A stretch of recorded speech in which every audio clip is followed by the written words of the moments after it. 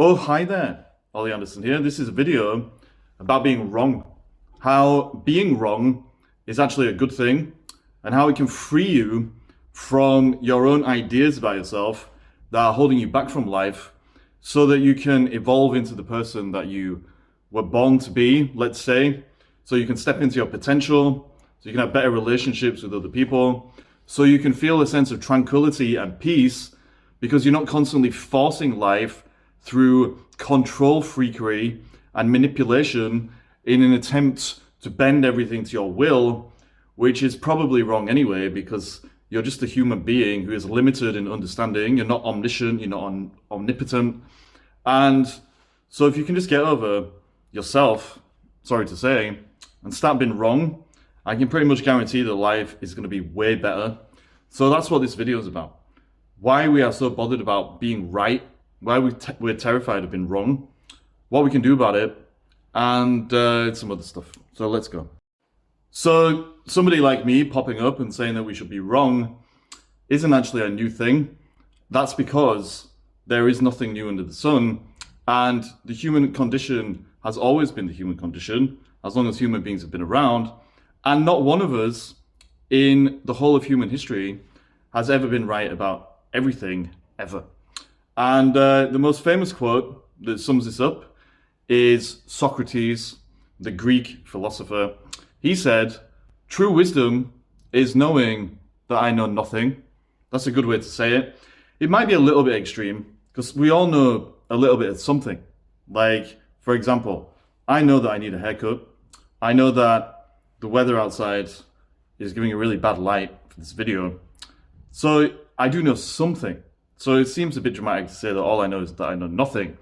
But the point does stand that if we think we know everything, then maybe we do know nothing, or we don't know enough, because only if you know that you don't know everything can you truly know something and align yourself with the truth about life. And so ultimately, I think Socrates was right. Wisdom is knowing that we don't know everything. Let's say it like that. And that there's always more to learn, and that the things we think we may know could eventually turn out to be wrong, because it's just conceptual ideas and interpretations that we have created about life on the best judgments that we have, according to the greatest understanding that we have. But because conceptual knowledge is just made of concepts, and concepts are not reality itself, they just either point you towards it or away from it. For example, the concept dog points to a thing that exists in the world. The concept unicorn points to something that just isn't real, although, you know, we can imagine them.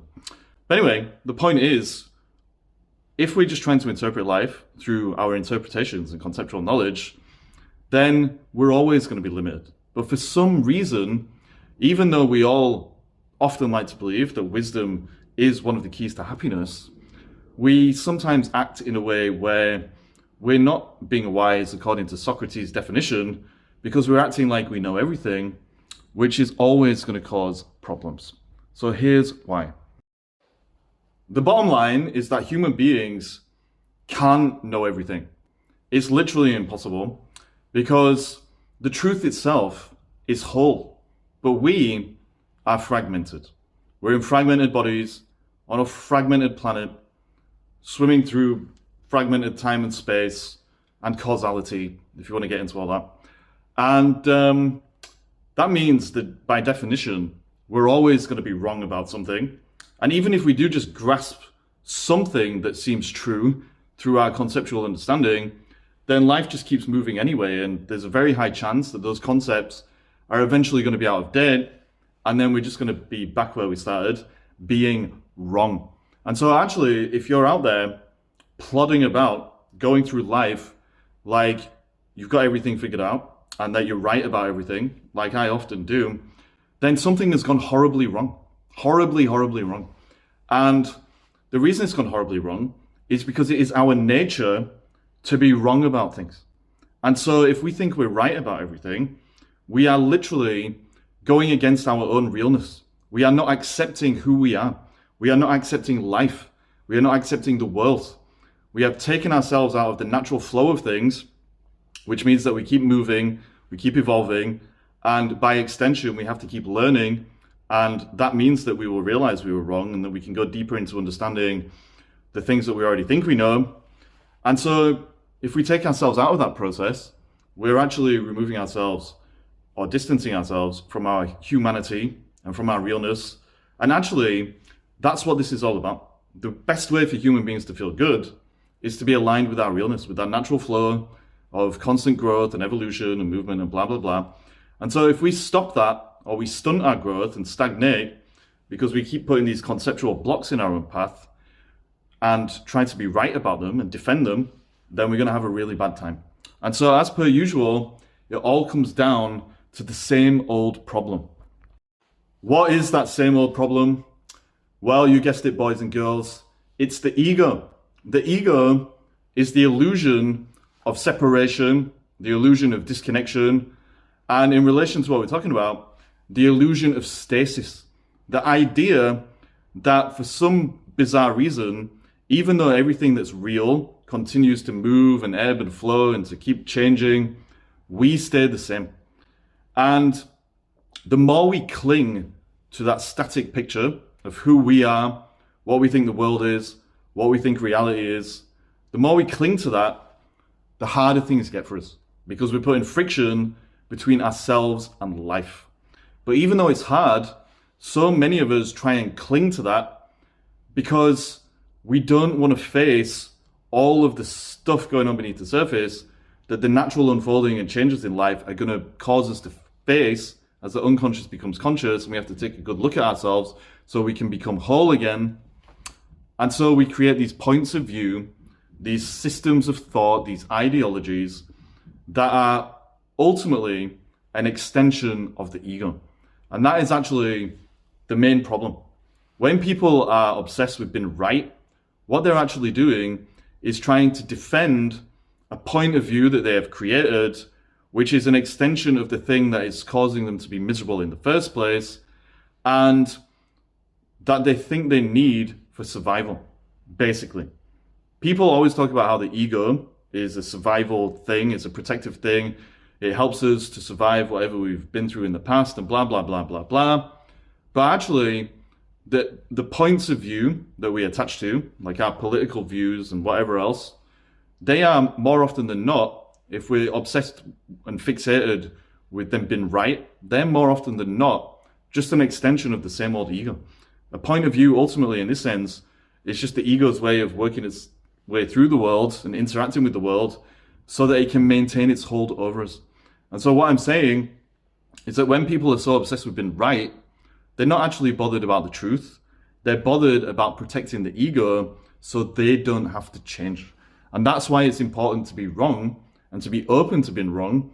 Because if you're going around through life just trying to be right about everything, you think that you're protecting yourself, but actually all you're doing is protecting the ego, which is the only thing making you miserable in the first place. And so paradoxically, perhaps, by being wrong, you can have some short-term discomfort, sure, but you can also free yourself from this idea, this parasite that has wrapped itself around your psyche, and that is holding you back from real life.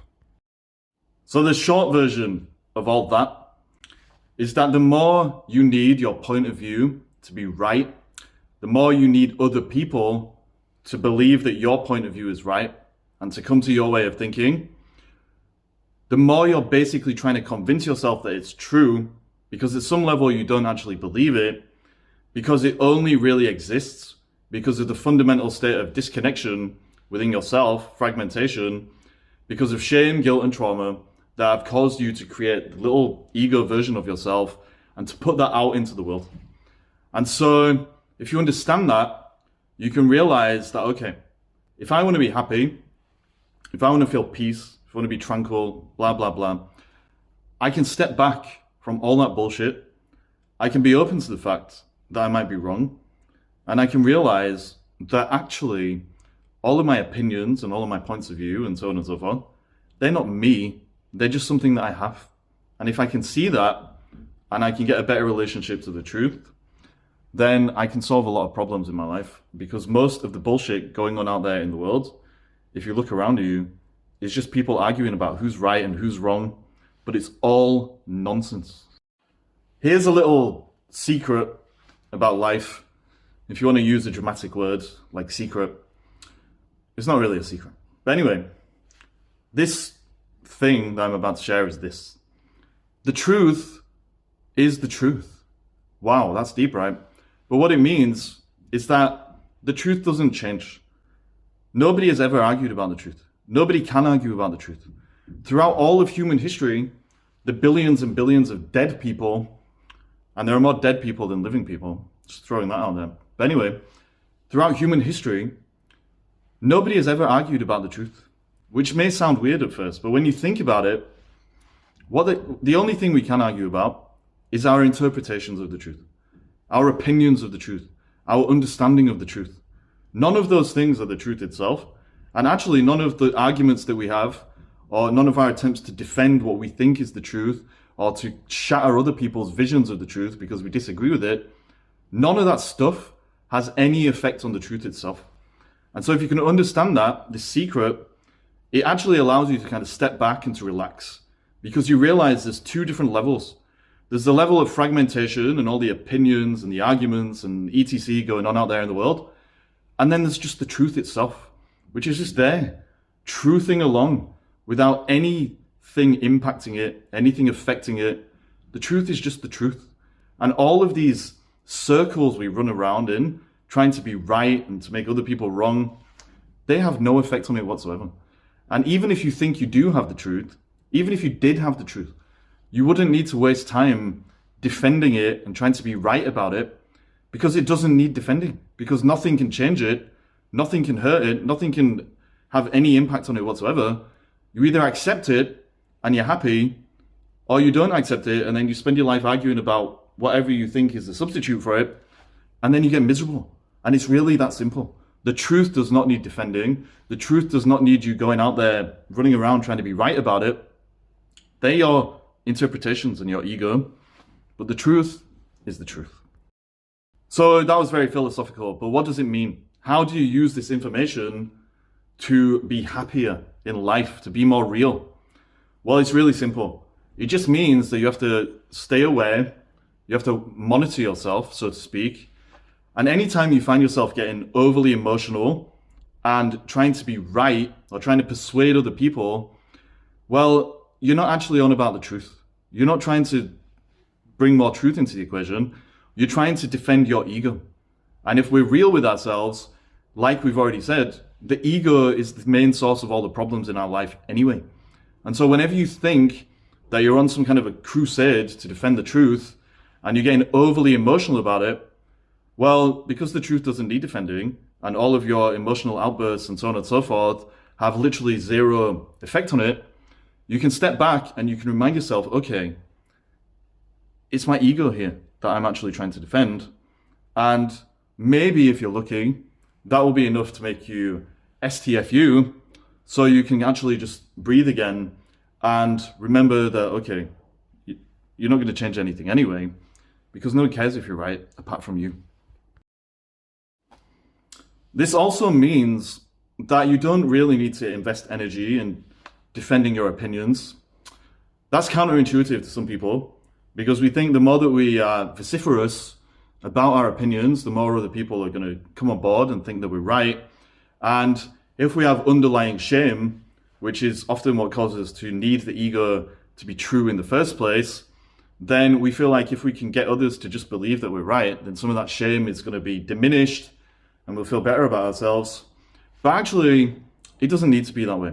Because if you think about it, if you really believe that your opinions are true, like if you truly, truly believe it, you don't care what other people think, actually.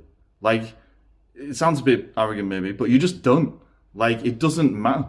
Like, you are aware that what you believe is true because you've had some experience beyond the conceptual. And so it doesn't matter if other people say you're wrong. It doesn't matter if other people think you're right. You just know the truth. And so maybe you put it out there in conversation and you'll share it with people and you'll have a dialogue and all that kind of stuff. Normal human behavior. But if somebody disagrees, you can either calmly say, well, actually, I think this, or you can just smile and nod and then go about your life knowing that you're aligned with the truth anyway. But also knowing that you might not be. And if you're not, that's fine, because maybe you'll learn some other stuff. Maybe you won't. But either way, there's no point wasting time arguing about things when you can just be living the truth that you think you found to the greatest extent possible. Something like that. A quote that I love throwing out there is by the physicist David Bohm. He has this book called On Dialogue, where he says something like, your opinions are not something that you are, they're something that you have. They're not something that you are, they're something that you have. And I think that's a really great quote, because actually it just reminds you to kind of step back. If somebody is disagreeing with you, or saying that your opinion is stupid, or that it's wrong, or whatever else, well, that's fine, because they're saying it about your opinion, which is just a conceptual idea that you've picked up to make sense of life. They're not saying it about you. And so if you can remember that, and you can take your ego out of the equation once again, you realize that you actually don't have to take disagreement or anything like that personally, because what's real about you is always real. You can't add to it, you can't remove from it. And so whether your opinions are aligned with the truth or not, well, it doesn't matter, because you're still real. You just have some kind of a block between you and life. And if you're open to being wrong, you can ensure that that block diminishes in its power over you, and then things are just going to be better. So I just want to put that out there. Your opinions are something that you have, not something that you are. And if you understand that, you can free yourself, because you can be wrong, and then you're going to be aligned with life. Here's 3 things that you can do so that you can align yourself with your own realness by being wrong and using that wrongness to develop a closer relationship to the truth, which sounds weird and paradoxical and maybe like bullshit, but I promise that's how it works. The first thing you can do is exactly what we just said. Don't take things personally. The only reason you take things personally is because you are lapsing into control freakery, because you need your ego to be the truth, and any disagreement is basically threatening the scaffolding that your whole ego rests upon, and you're terrified that it's going to come falling down and you'll just be like an empty husk of a human being. But actually, if the ego disappears, you become more real. So anyway, don't take it personally, because it's just an opinion. And actually, if you are wrong, that's a good thing, which is the second thing. If you are wrong in life, that's going to allow you to learn some stuff. And if you keep learning, well, ideally, unless you're fooling yourself, the only thing that you can learn is more about the truth. You can go deeper into it, and then you're going to have a solid foundation to grow real, and it's just better. And the third thing is just to remember that nothing really matters anyway. If you're right with your opinions, okay, that's cool. If you're wrong, well, that's fine as well. But ultimately, it's all just ebb and flow, and we're all going to die one day anyway, so it doesn't really matter. So that's ultimately all I need to say in this video. There is nothing wrong with being wrong. In fact, there's actually a lot right with being wrong, because by being wrong, you can align yourself more closely with the truth, because you get out of the ego, you get into the flow of life, and you keep evolving and expanding in a real way that allows you to be more connected to yourself, have better relationships with other people, because you're not going around in circles arguing about things that they don't really care about, because most people are not interested in changing their opinions for all of the reasons we talked about. And so you can ultimately just release yourself from a lot of the unnecessary friction and stress and nonsense that goes on out there in the world about people being obsessed with being right, because they think that being right somehow makes them a better person. It doesn't, which is weird to hear, perhaps, because our whole lives, you know, we've been learning things in school by rote and things like that, thinking that we have to pass our tests and everything, picking up all these facts and stuff like that. And obviously, it is better to be right if you can be, because then you've got the truth on your side to some extent. But what I'm saying is, it doesn't matter that much, or not as much as everyone makes out, because we can always learn more. All I know is that I know nothing. And so the final thing I suppose I want to say is, there's an old saying, I don't know who said it. They say, if you argue with an idiot, it makes you an idiot. And so if you find yourself out there and somebody comes up to you and they're trying to be right about everything, don't argue with them. Just let them think that they are right, because there's no way you're going to persuade them otherwise anyway. And it's just going to drive you mad. it's going to be a waste of time, and arguing with an idiot makes you an idiot, so it's kind of a dumb thing to do. And if you are the idiot, no offense, that's going out there trying to be right about everything, well, ask yourself why. And it's always going to come down to the same thing. Ego stuff, underlying shame, and a need to control life because you're scared to leap into the great unknown of uncertainty and find out who you really are. So that's a video. I know it might be wrong in many ways. That's cool. But hope it helps. If anyone wants to talk to me about any of this stuff or anything else, book a call on my website, ollieanderson.co.uk/talk. Peace to you. Go get it.